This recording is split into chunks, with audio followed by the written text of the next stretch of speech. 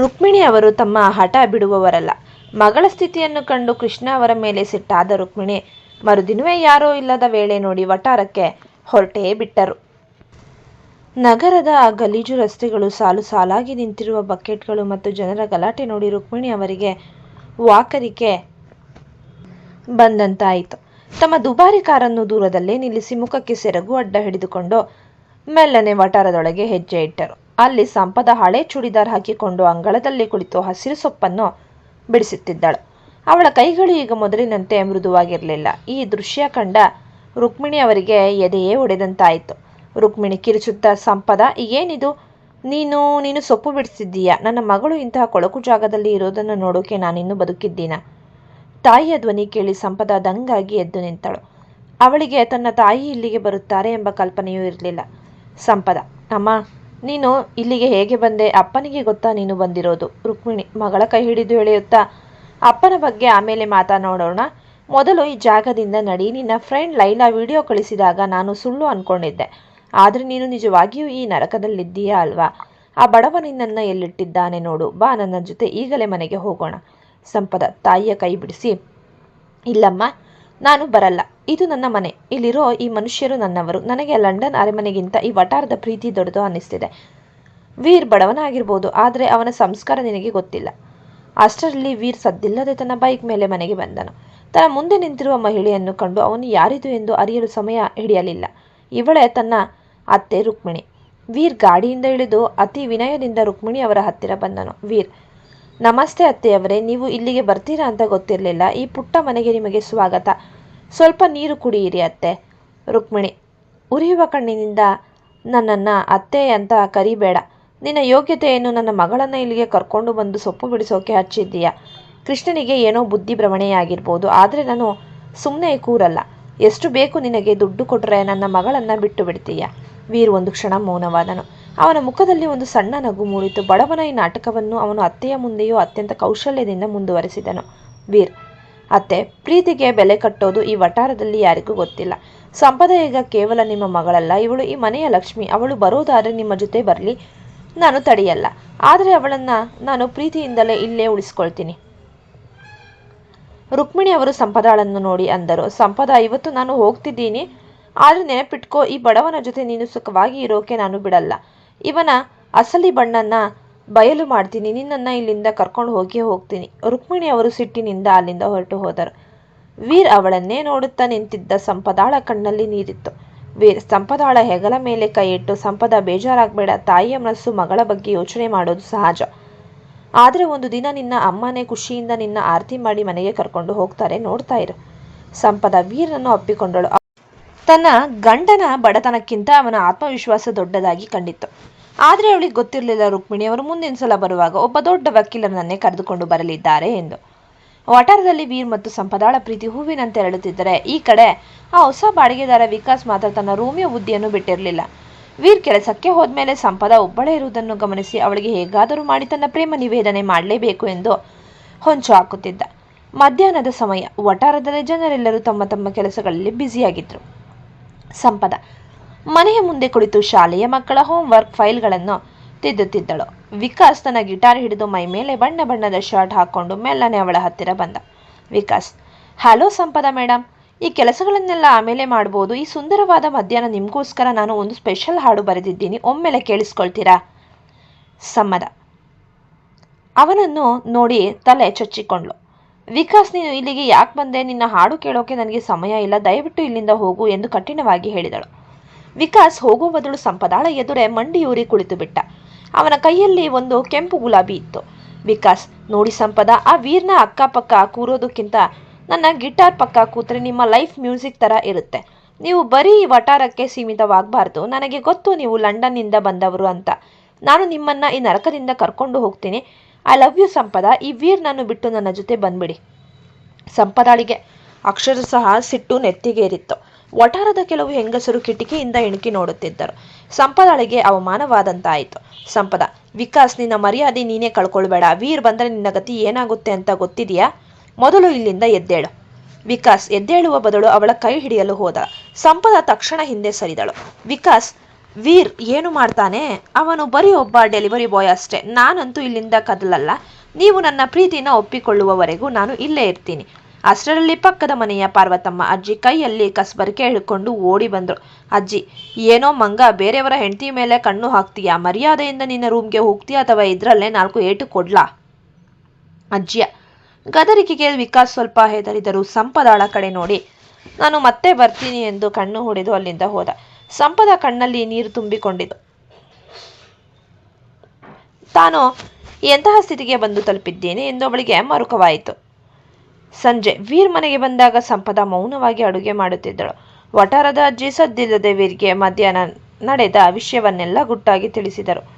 ವೀರ್ನ ಮುಖದಲ್ಲಿ ಯಾವುದೇ ಸಿಟ್ಟು ಕಾಣಲಿಲ್ಲ, ಆದರೆ ಅವನ ಕಣ್ಣುಗಳು ತೀಕ್ಷ್ಣವಾದವು. ವೀರ್ ಅಡುಗೆ ಮನೆಗೆ ಹೋಗಿ ಸಂಪದಾಳ ಬೆನ್ನಿನ ಹಿಂದೆ ನಿಂತು ಅವಳನ್ನು ಅಪ್ಪಿಕೊಂಡನು. ವೀರ್, ಯಾರೋ ರೋಮಿಯೋ ನಿನಗೆ ಗುಲಾಬಿ ಕೊಟ್ಟನಂತೆ? ಹೌದಾ? ಅದು ಒಣಗಿ ಹೋಗಿರ್ಬೇಕು. ಆದರೆ ನನ್ನ ಈ ಪ್ರೀತಿ ಯಾವತ್ತೂ ಹಸಿರಾಗಿರುತ್ತೆ ಸಂತ. ಅವನ ಬಗ್ಗೆ ಚಿಂತೆ ಬಿಡು. ಅವನಿಗೆ ಹೇಗೆ ಬುದ್ಧಿ ಕಲಿಸ್ಬೇಕು ಅಂತ ನನಗೆ ಗೊತ್ತು. ಸಂಪದಾಳುತ್ತಾ, ವೀರ್, ಅವನು ನನ್ನ ಕೈ ಹಿಡಿಯೋಕೆ ಬಂದ. ನನಗೆ ತುಂಬಾ ಅಸಹ್ಯ ಆಯ್ತು. ನೀನು ಬಡವ ಅಂತ ಅವನು ಅಣಕಿಸ್ತಿದ್ದಾನೆ. ವೀರ್ ಅವಳ ಕಣ್ಣೀರು ಒರೆಸಿ ಅಂದ, ಅವನಿಗೆ ನಾನು ಬಡವ ಅಂತ ಗೊತ್ತು, ಆದರೆ ಈ ಬಡವನಿಗೆ ಎಷ್ಟು ಪವರ್ ಇದೆ ಅಂತ ಗೊತ್ತಿಲ್ಲ. ಇವತ್ತು ರಾತ್ರಿ ಒಂದು ಮಜಾ ನೋಡು. ವಟಾರದ ಆ ರಾತ್ರಿ ಎಂದಿನಂತಿರಲಿಲ್ಲ. ಎಲ್ಲರೂ ಮಲಗಿದ ಮೇಲೆ ವೀರ್ ನಿಧಾನವಾಗಿ ಎದ್ದು ವಿಕಾಸ್ನ ರೂಮ್ ಕಡೆಗೆ ಹೆಜ್ಜೆ ಹಾಕಿದ. ಅವನ ಮುಖದಲ್ಲಿ ಈಗ ವಟಾರದ ಆ ಮುಗ್ಧ ವೀರ್ ಇರಲಿಲ್ಲ. ಬದಲಿಗೆ ತನ್ನ ಸಾಮ್ರಾಜ್ಯದ ಹೆಣ್ಣಿನ ಮೇಲೆ ಕಣ್ಣು ಹಾಕಿದವನು ಸುಮ್ಮನೆ ಬಿಡದ ಅಸಲಿ ಸಿಂಹ ನಿದ್ದ. ವಿಕಾಸ್ ತನ್ನ ಬೆಡ್ ಮೇಲೆ ಮಲಗಿ ಗಿಟಾರ್ ನುಡಿಸುತ್ತ ಸಂಪದಾಳ ಕನಸು ಕಾಣುತ್ತಿದ್ದ. ಅಷ್ಟರಲ್ಲಿ ಕಿಟಕಿಯ ಮೂಲಕ ಇಬ್ಬರು ಕಪ್ಪು ಬಟ್ಟೆ ಧರಿಸಿದ ವ್ಯಕ್ತಿಗಳು, ಆರ್ಯನ್ ಮತ್ತು ಯುವನ್, ಮಿಂಚಿನ ವೇಗದಲ್ಲಿ ಒಳಗೆ ಜಿಗಿದರು. ವಿಕಾಸ್ ಕಿರುಚಲು ಹೋಗುವಷ್ಟರಲ್ಲಿ ಆರ್ಯನ್ ಅವನ ಬಾಯಿ ಮುಚ್ಚಿ ಗನ್ ತೋರಿಸಿದ.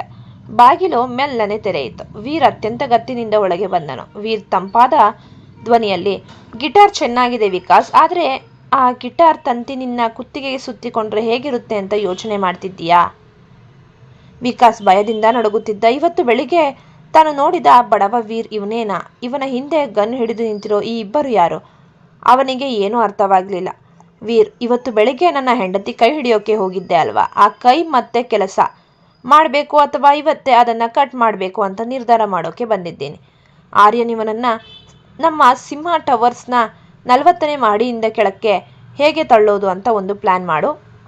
ವಿಕಾಸ್ ವೀರ್ನ ಪಾದಕ್ಕೆ ಬಿದ್ದನು.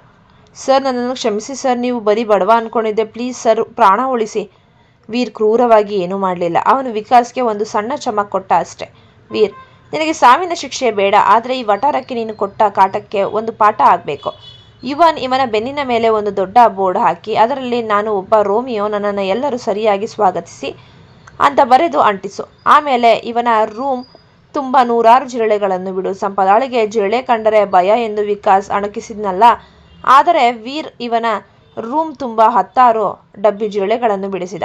ಕತ್ತಲೆಯಲ್ಲಿ ಆ ಜಿರಳೆಗಳು ವಿಕಾಸ್ನ ಮೈಮೇಲೆ ಹತ್ತಿದಾಗ ಅವನು ಅಮ್ಮೋ ಕಾಪಾಡಿ ಕಾಪಾಡಿ ಎಂದು ಜೋರಾಗಿ ಕಿರುಚಲು ಶುರು ಮಾಡಿದ. ಆ ಕಿರುಚಾಟ ವಟಾರದ ಮನೆಯವರಿಗೆ ಕೇಳಿಸಿತು. ವಟಾರದ ಜನರೆಲ್ಲ ಎದ್ದು ಬಂದರು. ವಿಕಾಸ್ ರೂಮಿನಿಂದ ಅರ್ಧ ಗಂಟೆಯಲ್ಲಿ ಹೊರಗೆ ಓಡಿ ಬಂದು ಅಂಗಳದಲ್ಲಿ ಬಿದ್ದಿದ್ದ ಬಕೆಟ್ ನೀರಿನಲ್ಲಿ ಸ್ನಾನ ಮಾಡಲು ಶುರು ಮಾಡಿದ.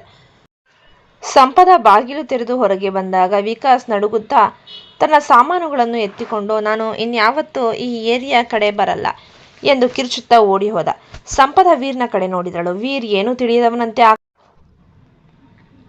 ಆಕಳಿಸುತ್ತಾ ಬಂದು ಅಂದ, ನೋಡಿದ್ದೆ ಸಂಪದ, ವಿಕಾಸ್ಗೆ ರಾತ್ರಿ ದೆವ್ವ ಹಿಡಿದಿದೆ ಅನ್ಸುತ್ತೆ, ಅದಕ್ಕೆ ಕಿರ್ಚ್ಕೊಂಡು ಓಡ್ತಿದ್ದಾನೆ. ಸಂಪದಳಿಗೆ ಗೊತ್ತು ಇದು ವೀರ್ನದ್ದೇ ಕೆಲಸ ಎಂದು. ಅವಳು ವೀರ್ನ ಕೈ ಹಿಡಿದು ಅಂದಳು, ವೀರ್, ನೀನು ಎಷ್ಟು ಸುಳ್ಳು ಹೇಳಿದ್ರು ಪರವಾಗಿಲ್ಲ, ಆದರೆ ಈ ವಟಾರದಲ್ಲಿ ನನ್ನನ್ನು ಬಿಟ್ಟು ನನಗೆ ಯಾರು ಸೆಕ್ಯೂರಿಟಿ ಬೇಡ. ವೀರ್ ಅವಳನ್ನು ಹತ್ತಿರಕ್ಕೆ ಎಳೆದುಕೊಂಡನು. ದೂರದಲ್ಲಿ ಕಾರಿನಲ್ಲಿ ಕುಳಿತಿದ್ದ ಆರ್ಯನ್ ಮತ್ತು ಯುವನ್ ಬಾಸ್ ಇಸ್ ಬ್ಯಾಕ್ ಎಂದು ಸನ್ನೆ ಮಾಡಿದರು. ವಿಕಾಸ್ಗೆ ಸರಿಯಾದ ಪಾಠ ಕಲಿಸಿದ ನಂತರ ವೀರ್ನ ಗಮನ ಈಗ ಸಂಪದಾಳನ್ನು ಎಲ್ಲರ ಮುಂದೆ ಅವಮಾನಿಸಿದ ಲೈಲಾಳ ಕಡೆಗೆ ತಿರುಗಿತು.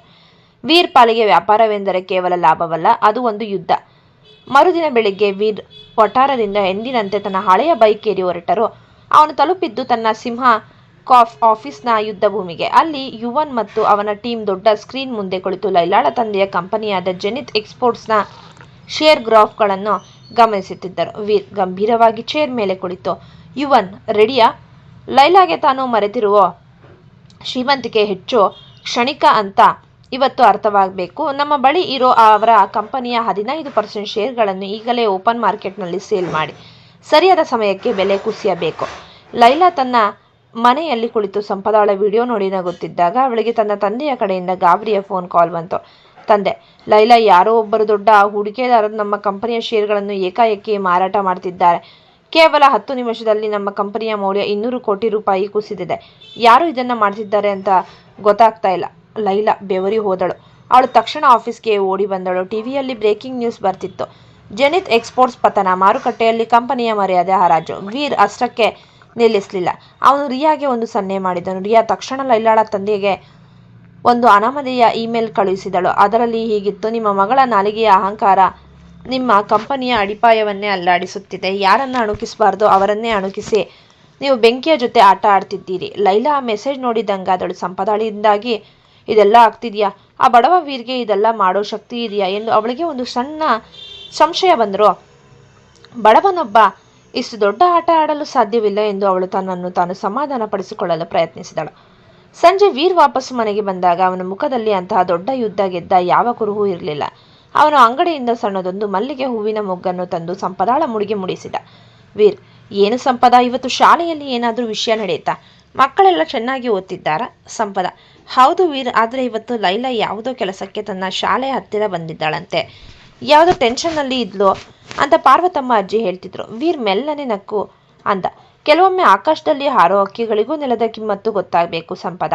ಆಗಲೇ ಬದುಕಿಗೆ ಒಂದು ಬ್ಯಾಲೆನ್ಸ್ ಸಿಗೋದು. ಸಂಪದ ವೀರ್ನ ಕಣ್ಣಲ್ಲಿ ಕಣ್ಣಿಟ್ಟು ನೋಡಿದಳು.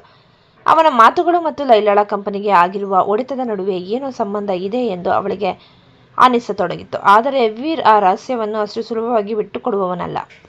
ಈ ಕಥೆಯನ್ನು ವೀಕ್ಷಿಸಿದ ನಂತರ ದಯಮಾಡಿ ನಮ್ಮ ಚಾನಲ್ಗೆ ಸಬ್ಸ್ಕ್ರೈಬ್ ಮಾಡಿ, ಶೇರ್ ಮಾಡಿ ಮತ್ತು ಕಮೆಂಟ್ ಮಾಡಿ. ಧನ್ಯವಾದಗಳು.